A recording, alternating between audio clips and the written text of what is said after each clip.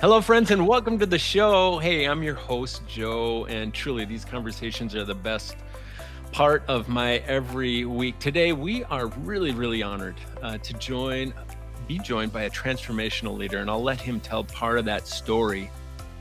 Who's living proof that education can kind of come full circle, and we're going to use that as a theme and a symbol today. This circle thing, from student to faculty to travel manager to the prez, the prez. He's an Anishinaabe educator, recent PhD graduate, and the proud third president of Michigan's first tribally controlled college. Please welcome Dr. Dwayne Bedell, president of Bay Mills Community College. Thanks for joining us on the show, Dwayne.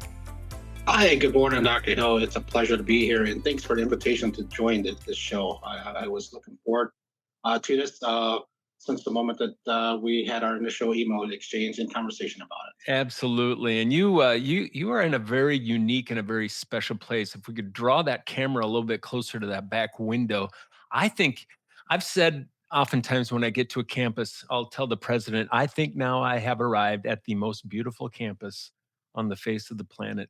Um, you are right on the shore of Lake Superior. Why? Uh, Correct? Yes, that Yes. that is. Yes. Yeah, the reason why I know that, just a real quick uh, connection story. Back in 2013, I took off on what I called the persuasion tour. Personally, and I'm just going to be real vulnerable. I was disillusioned with public education. I was stepping out of the superintendency in 2013, going, the system is broken. The system is broken, and I don't know if I can spend another 20 years in a broken system. So I hopped on my bicycle and I left Duluth, Minnesota, and I decided which direction am I going to go, South Shore or North Shore? And I think I checked the wind. That was my decision making process. Checked the wind, and uh, I took the northern route, and eventually landed in Bay Mills, Michigan.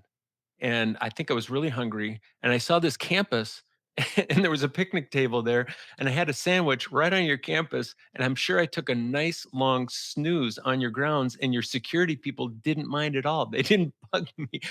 That wow. I mean, just so real would be the word that I would bring to mind. How in the world did you get so lucky? That is the question to be asked. I am fortunate enough to be able to work in a wonderful community that I call home.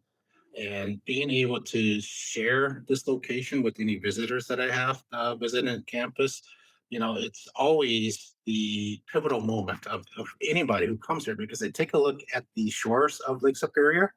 And the first question they ask, particularly if they're looking out my window, is how do you get any work done? Exactly. Anyway, so as you can see, based on my camera angle here, the window is behind me, and I did that purposely because otherwise I would not have any, or would not have the opportunity to do any work because I would stare off into like Superior all the time. And Right.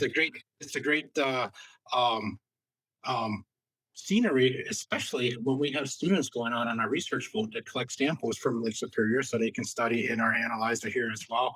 And there's often times where I would take a peek through the binoculars just to watch our students uh, uh, because oftentimes our boat's not big enough to host a number of people. So I stay back, but it's fascinating to watch the students conduct research, but also just to watch the freighters that come by every day. And you get to see, the tour, the routes that they take.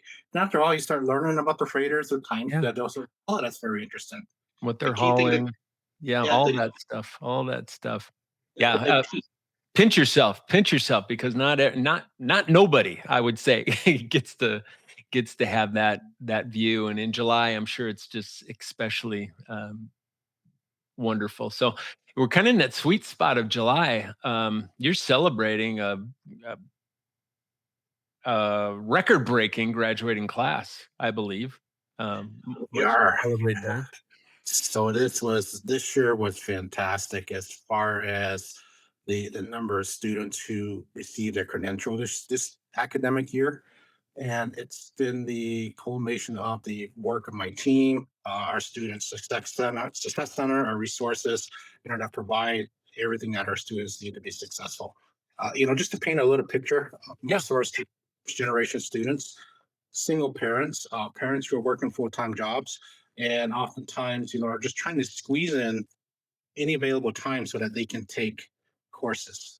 And living in a rural area, a lot of folks don't come from or have good financial standards. So we want to make sure that we support them holistically so that way they can uh, accomplish their academic goals. But most importantly, it's the team that provides the support, and that really shows through the consistent enrollment over the last 5 years. Every semester, we build upon our enrollment numbers by 20%. And this year, this fall, we're actually um, um, we're expecting probably about 930 to 940 students this semester. And over 5 years ago, I set the goal of 1,000 students per semester. And when I set that goal, we only had 340 some odd students on that's a campus. stretch. Right there is a stretch. That's what they call a BHAG, right? A Exactly. big, hairy, audacious Dr. Exactly. Goodell. Wow. Well, most important part is taking a slow approach to it to build the infrastructure that's behind the numbers to ensure that we can sustain this growth. And it's been a not only challenging effort, but it's also been a rewarding effort, and that shows by the largest graduation that we ever hosted this past May, to where we awarded 39 bachelor's degrees. And then we awarded, I think, overall 122 credentials, which includes associate degrees, certificates of completions, and certificates. But the key moment for me and for my team is that watching the smiles on the Yeah, students and the yeah. smiles on the families that they celebrated their accomplishments. So good, so good, and it comes from a pretty special place, I would imagine, as not only look at your Excel spreadsheet to go, "Look, our metrics are growing." You know the students, you know the community, you know your own story, Dr. Bedell, of having been a student there, representing probably much of the demographic that you're seeing today of your students, right? And then coming back, I don't know how many years later as the president, talk about the smiles not only on the graduate's face, but the smile that must be on your face, sir. Oh yeah, yeah. So I graduated from Bay Mills Community College in 1998, and that was in an Associates of Applied Science and Computer Information Systems. But what really drew me to BMCC is that being a military brat, I did not have the opportunity to grow up in my community here. So I made a decision to come up here to visit family about maybe 33, 34 years ago now. I never left because Never left. I fell in love with the place. And Bay Mills Community College gave me the opportunity to learn about my culture because they integrate the Anishinaabe culture into everything that is instilled at BMCC, from classes to ceremonies that are held on campus to events that are held on campus to celebrate our culture. That really brought it all in for me. And it was at that time, and I'm going to go back to a former English teacher of mine. She had us do an assignment that stated why we wanted to earn a college degree. And she brought this back to me when I came back as a faculty member. She says, you were the only student in that course that did not refer to money. Said you were the only student that said that you wanted to do something great for your community. And Wow. she actually gave that paper back to me. And I was like, wow, She still had it. she still had it, and yeah, she gave me a copy of it, and so I keep that. And I have I think everybody has one, a little junk drawer. I don't call it junk drawer, but I call it my value treasure. So I have that Oh. in there, and I plan on hanging on to that for a long time because I think I really defined my goal in life at that time. Mm. I don't know if we've had that rich of a story ever shared on the show. I hope for those listening that you go back and just, do a bit of a replay there. So the Anishinaabe, that's the language, correct? Correct. So the Anishinaabe is the language, and from what I understand, just from having led a school system kind of up in that region, every celebration of life that we have there's a deterioration of the language and the heritage, and how important it is for communities and regions to come together and systems to protect that language. So, uh, tell us a little bit about just this recent articulation agreement that you've had with Northern Michigan University that has not been a single year goal. You've been at this for a while, but you're seeing an amazing fruit that has been generated from that partnership. Yeah, so my team and I, we traveled to North Michigan University a couple of weeks ago, which is approximately, it's in Marquette, Michigan, which is about 2.5 hours away from us, to really celebrate the accomplishment of a project that was in the works for about 6 or 7 years, which predates me as president. But it's always important for Bay Mills Community College and any tribal college to find ways to help preserve our culture, our traditions, and our languages. And when you have two great institutions in the eastern or in the Upper Peninsula of Michigan, it makes sense for us to bring our expertise together and bring our teams together to accomplish something that is going to help keep the language alive. So our team traveled to Northern Michigan University to finalize an articulation agreement that will allow our students to complete our program here in a not in the Anishinaabe language, transfer to Northern Michigan University and complete their program. But once they complete that program, they will be certified to teach Ojibwe or Anishinaabe in public school systems, which has been ratified by the Michigan Department of Education because our teams work closely with the MDE to ensure that this credential will be able to provide certified teachers in public school systems so that way they can So good. teach our language and ensure that our language will continue to remain in our communities. So good. So good. There was a season of time where I tried to create um, an immersion uh, school for elementary students, actually preschool, starting in preschool with the Ojibwe culture and the Anishinaabe language. The hardest thing, it wasn't programming, it was finding personnel. It Correct. was finding, and it took years to actually find the right person. It was just one person that helped to create the program. So you are doing that, 10x for other regions and communities, and I can't tell you how much I just appreciate, and may all the favor be poured upon that program and these wonderful humans that are doing the good work. I mean, one question that I'd like to ask, because some would say, well, you're protecting a language and restoring a language and the heritage in this digitized economy.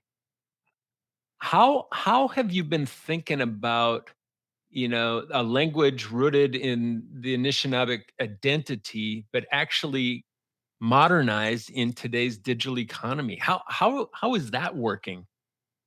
That's a really great question. And first and foremost, I will say, it's really hard to take a language that's always been verbal and then translate it into a written form, but to also ensure that the translations are correct as it's being taught and being introduced to the digital tools that we have today.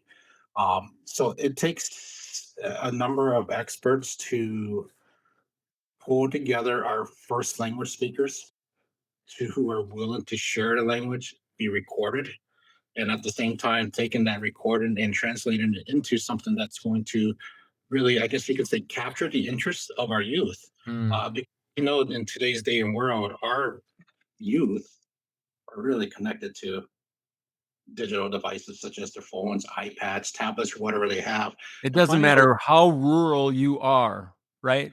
Dwayne, it doesn't matter. Of the students, they all have them. Exactly. And if you can find a way that's going to capture their attention and allow them to interact on their devices, I think that's one of the tools that we can use to expose Anishinaabe to our youth or even adults who are just learning as well, because it's the consistency here in the pronunciations, here and the meanings behind the words, but more importantly, just immersing yourself into that dialogue, I think is what's going to help carry our language forward and help instill our language in our communities. I haven't seen it yet on Babbel or Duolingo, but maybe it's out there. Maybe it's out there. So there's actually a Ojibwe nation, and I don't remember which nation it comes from, but they have partnered with Rosetta Stone, and Okay. there is an application out there that is specifically for the Ojibwe language. We have not had the opportunity to explore it yet, but I think as they travel to college, we may be able to sign on to that and utilize one of the licenses that they have for educational purposes. So that's something that I had taken a look at, and hopefully we'll get there soon. Well, no doubt under your leadership, you're going to see some more innovation of that heritage development. As you might turn 180 and go look over that lake again and think, the summertime offers time for reflection and space for visioning. As you look at that landscape of tribal education, what is exciting you most about where Bay Mills is heading? Oh, there's a lot that excites me about Bay Mills, but I'll refer to the community first, the Bay Mills Indian community. Just watching the economic growth that's happening here, with the current leadership that is here in the community, um, they understand the importance of raising their community to become the future leaders and empowering our future leaders to be able to be involved in some of the decisions that are taking place in our community. At Bay Mills Community College, I practice the same. I believe in that mentorship to where I kind of home grow Hmm. our team here. In fact, I think probably it's safe to say about 85 to 90% of my team here are BMCC alumni, and they are members of our community as well. And there are times, where we take a look at job descriptions and position descriptions and say, I know the perfect person that is going to be able to fit this because they have the mentality for it. Maybe they're short on the education side of it, but we can work with that and teach them and ensure that they are given the resources to complete their education, similar to what happened to me when I started here, um, as well. And just being able to provide that mentorship, but most importantly, get out of the way. You hire the experts. Tell them, ensure that they know what the culture is here at BMCC, and let them thrive. Let their wings spread, and let the creativity take place. And that's been the biggest thing that I've been proud of most here Yeah. as well. It's just um, working on campaigns like that, and the new campaign that I'm actually and planning to launch this fall when everybody comes back, our faculty and some of our part-time workers, is to launch a program that is a mentorship program for my position. I Hmm. always put in the uh, uh, plan, the backup plan, in case I'll put it in case I hit the lottery and decided I wanted to go do something else or something like that. I want to ensure that our internal team has the knowledge on what it takes to serve as a president of an institution, but also to build that confidence. And hey, maybe I have someone who is just starting here at BMCC and they have this 10-year plan that they want to be president of BMCC. Wow. I will do my best to make that happen for them. That's part of the culture there. I mean, we talk about culture and how oftentimes that gets into kind of an ethnic culture, but there's also that culture that defines that core value of you have amazing talent. And there's nothing, no ceiling here of your potential. And we want to make sure that we create the conditions for you to grow and go wherever you want. That is not talent hoarding that a lot of superintendents and college presidents that I work with don't want to lose. They don't want to lose their best talent, and they do everything they can. No, it's talent multiplication, and that's what the most secure and humble and smart and healthy leaders are doing all the time. Saying, "Hey, if you leave here, you're going to go multiply everything that you've learned," and that's my job. That's my role. That warms my heart big time. Let's just one last quick question. So for your colleagues out there who might be spending a chunk of their summer kind of juggling multiple priorities, who's not, right? And figuring out new processes because we must, right? Trying to preserve both culture but also the bottom line, right? Of just that bottom line of operations, and preparing their students for success. What wisdom would you share? Any summer survival tips for somebody out there saying, I might get a day or two where I'm not thinking about the campus, but other than that, I'm grinding big time right now. First, I would encourage team members to really try to separate themselves from campus because I am a Mhm. strong believer that you need time for yourself and your families, and that work is should always be not the priority. I understand that our students are our priority, and we want to provide the best services, and we want to be our best person for our students. But at the same time, in order to be that best person, you need to disconnect for a little bit, clear your mind. Maybe grab a fishing pole, go fishing, go hiking, go camping. My wife finally accepted the fact that I love golfing, and she accompanies me on my golf outings now, and we both have fun. Just things like that to clear your mind. But at the same time, as you prepare to come back and engage our students, just come with your best self, be Mm. re-energized, use that short break that you have because time flies. Yeah. I mean, it's already amazed that we're mid July already, and it seemed like the summer just started. But come back refreshed, re-energized, and be prepared to share the fantastic ideas, the fantastic thoughts that you've had with your teammates, and to see if we can incorporate that to make sure that our students thrive. Yes, it's the difference. I've heard it said the difference between resting from work and working from rest. Correct. Oh, there's such a large chasm, I would say, that differentiates those two. So, Dr. Bedell, I want to thank you for showing up today and showing us what effective leadership. I'm so proud of the numbers that you're generating. I'm so proud of the tradition that you're protecting. All of that comes from authentic relationships that you're building. From comes from a pride in the community that you came from. That it just warms my heart to know that that is the work that you, I can tell, get to do. Don't have to do. You get to do that. And if you won the lottery, I'm predicting that you're going to continue doing. You might just buy yourself some new golf clubs and maybe a bigger boat, but other than that, you're nothing's going to change. But hey, any final thoughts before we go today? You know, um, I would just say take the time to enjoy life, explore the things that you're passionate about, Yeah. and just for me, it's family. Always think about your family. And then as far as institutional work goes, always keep the student at the forefront of any decision that you make. And that's my piece of advice for anybody who wants to get into leadership. That's a solid. That is a solid. This has been the show reminding you that every college, they're not just overcoming challenges, they're about celebrating the incredible strengths, in this case, of the Indigenous community, and ensuring that every student knows that their culture is their superpower. Until next time, let's keep building bridges and breaking barriers, friends. Peace and press on. Thank you again, Dr. Bedell. All right, thank you. It was my pleasure.